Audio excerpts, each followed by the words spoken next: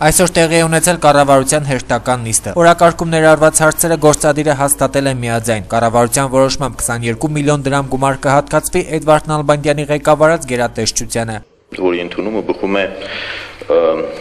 կառավարության կողմից 12 թվականին ընդունված մեկ այլ որոշումից, համաձայն որի հայ օտարերկրյա քաղաքացիները եւ Հայաստանի Հանրապետության քաղաքացիները, որոնց մշտական բնակության երկրում ստեղծվել է արտակարգ իրավիճակ,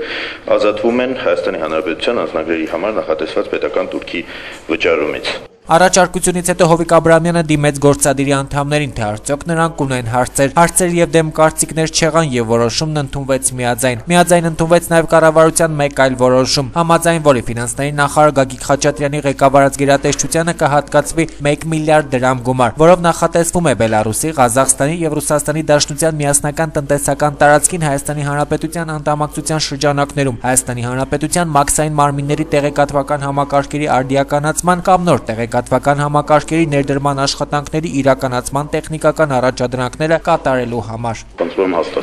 Նկատենք, որ գրեթե յուրաքանչյուր կառավարության նիստում Հովիկ Աբրահամյանը այս կամ այն գերատեսչությանը պետական բյուջեի պահոստային ֆոնդից գումար հատկացնելու որոշում է կայացնում, այդպես էլ չհիմնավորելով, թե որքանով են արդյունավետ պետական բյուջեի առանց այլսող միջոցներն ուղղել այս կամ այն նախարարությանը։ Կառավարությունն այսօրվա նիստում հավանության արժանացրեց նաև Հայաստանի Հանրապետության կառավարության եւ Ռուսաստանի Դաշնության կառավարության միջև հայկական ատոմային էլեկտրակայանի երկրորդ էներգաբլոկի շահգործման ժամկետի երկարաձգման հարցում համագործակցության մասին համաձայնագրի կնքման առաջարկությանը։ Հայաստանի Հանրապետության կողմից լիազոր մարմին է ճանաչվել Հայաստանի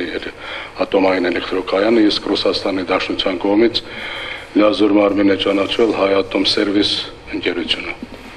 Խնդրում եմ պետական կառույց է, պետական կառույց։ Հարցեր զեկուցողին։ Դեմ կարծիքներ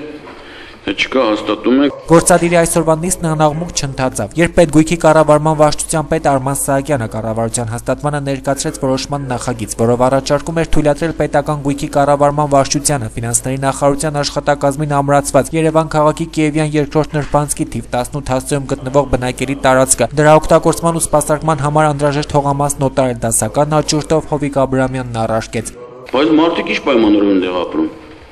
Անհատույց օգտագործման պայմաններով, վարչապետ, տնտեսական դատարանը 2007 թվականին։ Հասկացա, հարցը իմ հարցի պատասխան։ Հիմա ես մարդիկ այնտեղ ապրում են։ Հիմա այս պահին է։ Բայց ինչ է կան, հիմա օտարում եք մարդկանց թողի փողոց։ Ես չեմ հասկանում, ես բանից եք կոմիտեում հասկացել այդ հարցը։ Երկխոսությունն այսքանով ավարտվեց, Աբրահամյանն առաջարկեց նախագիծը կառավարության օրակարգից հանել եւ կրկին քննարկել։